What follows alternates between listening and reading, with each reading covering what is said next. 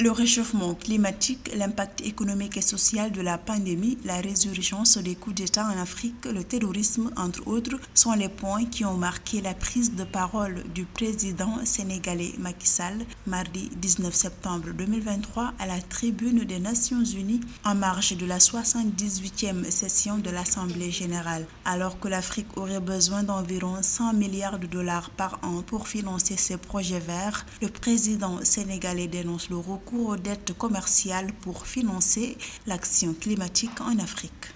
Nos pays sont clairement engagés dans l'action climatique à la hauteur de leurs moyens. Il reste que, pour l'essentiel, les projets verts en Afrique sont financés par recours à la dette commerciale, alors qu'ils devraient être soumis et soutenus par la mobilisation des 100 milliards de dollars par an convenue depuis la COP 15 pour financer l'action climatique.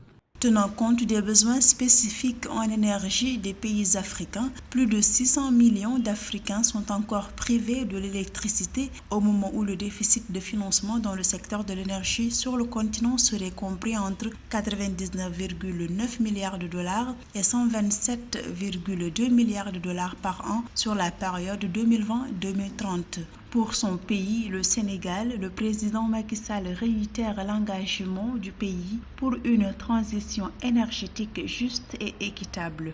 Le Sénégal est pour une transition énergétique juste et équitable.